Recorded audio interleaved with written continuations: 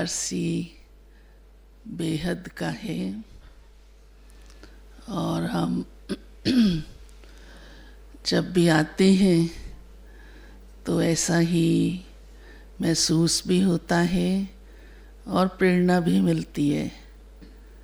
और सच बताऊं तो मुझे आप सभी को देखकर मिलकर बहुत खुशी होती है, एक अपनापन महसूस होता है और इतने सारे भाइयों का झुंड, झुंड कहूँ या ग्रुप कहूँ, और इतनी बेहद सेवा में तत्पर, इतनी ठंड में भी, यहाँ ठंड भी ज़्यादा तो फिर जब बहुत गर्मी होती है तो वो भी ज़्यादा, सारे ही अनुभव आप कर रहे हैं।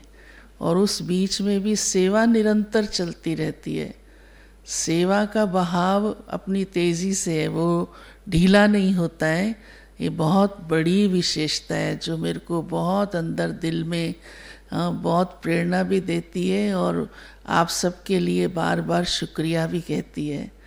और ये सब तभी होता है जब परिवार में हम एक माला बनकर चलते हैं, स्नेह होता है, सहयोग होता है।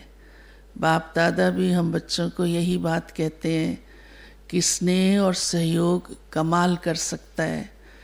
तो ORC निवासी या जो भी टीचर्स आए हुए हैं या ग्रुप्स आते रहते हैं, ब्राह्मणों के भी आते हैं, BKs नॉन BKs सब आते हैं, तो ये स्नेह और सहयोग का वाइब्रेशन सबको बहुत खुश भी करता है और सबको बहुत बल भी देता है।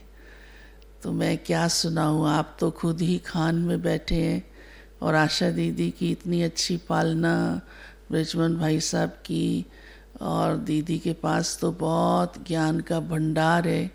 मुरली में भी कितने अच्छे क्वेश्चन आंसर हो गए, ऐसे लग रहा था डबल फ़ायदा हो रहा है।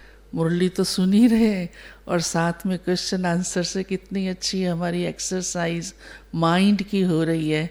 कितना कंसंट्रेशन और बढ़ता जा रहा है और साथ साथ माइंड, बाबा जो कहता है ना, कई बार तर हो जाता है। तर समझते हैं आप सभी? तर माना जैसे कोई घी खाता है तो कहते हैं मैं अंदर से बहुत तर हो गया, तो ऐसे माइंड तर हो रहा है, ऐसा अनुभव होता है। और ज्ञान की पॉइंट्स तो बहुत है आप सबके पास।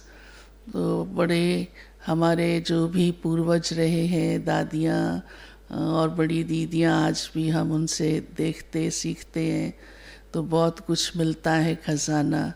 तो मुझे बैठे बैठे जगदीश भाई की भाइयों को देखकर बात याद आई।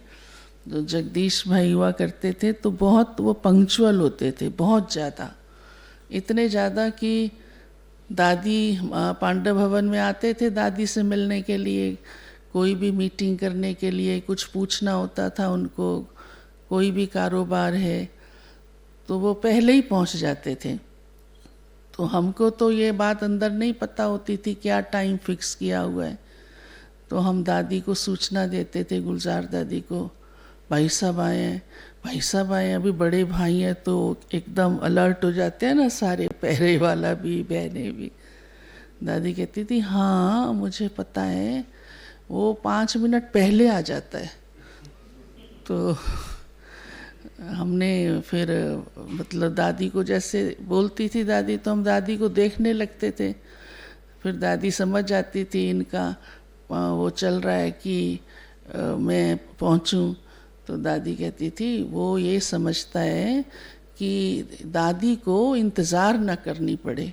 तो देखो दादी घर में बैठी है और भाई साहब वहाँ से आ रहे हैं, तो दादी को इंतज़ार ना करनी पड़े, इतना उनका बेहद का सोच होता था।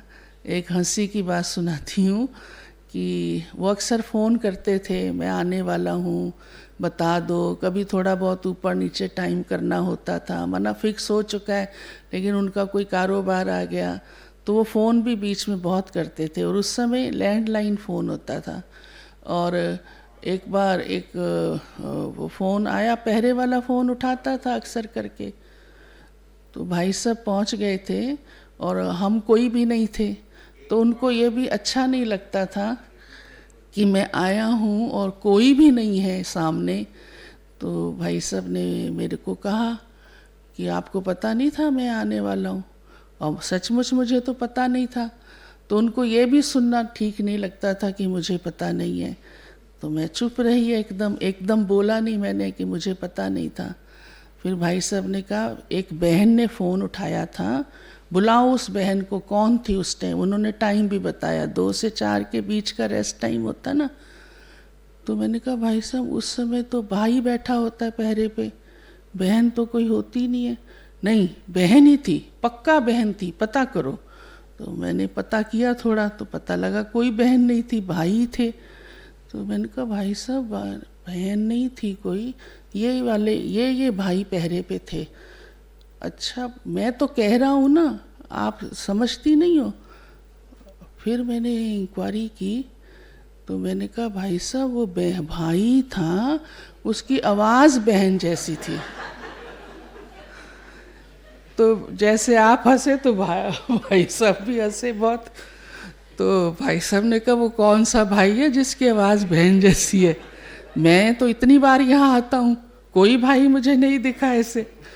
तो मैंने फिर उस भाई को बुलाया। आशा दीदी को भी पता होगा, भगवान भाई था ना साउथ दिल्ली का,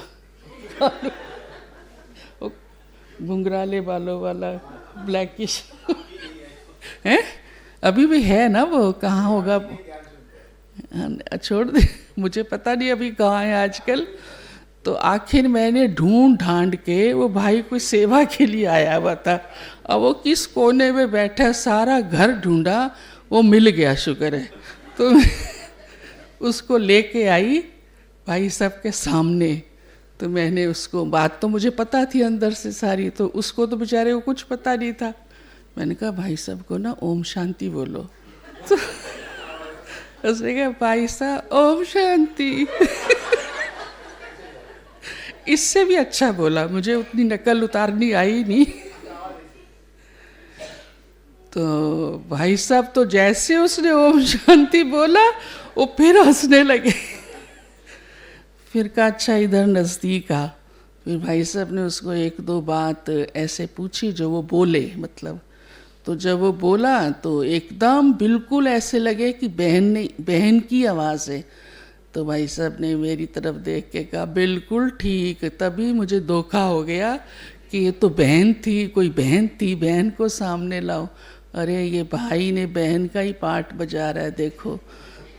तो ऐसे ऐसे भाई साहब पंक्चुअलिटी का अनुभव भी कराते थे, और लाइटनेस का भी, हंसने का, अपनेपन का।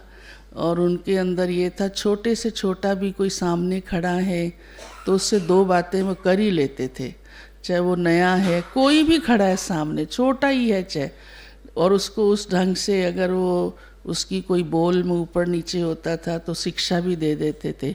ऐसे बोलते हैं क्या? तुमको ओम शांति नहीं करनी चाहिए थी, तुमको ये नहीं कहना चाहिए था, बैठो भाई साहब। ऐसे करके भाई साहब शिक्षा भी दे देते थे। तो कहने का भाव अर्थ ये है कि हम सब कितने बाबा के बच्चे भाग्यशाली हैं। बाप दादा भी हमें श्रृंगार रहे हैं, बड़ों ने भी हमें बहुत श्रृंगारा है, अभी भी श्रृंगार रहे हैं। और आप ORC निवासी तो कितने लकी हैं। हाँ, आदरणीय बृजवन भाई साहब, आशा दीदी इतना रोज़ आपका श्रृंगार करते हैं, तो वो श्रृंगार सजा सजाया रहे। बाबा हम बच्चों से सदा यही चाहते हैं। ओम शांति।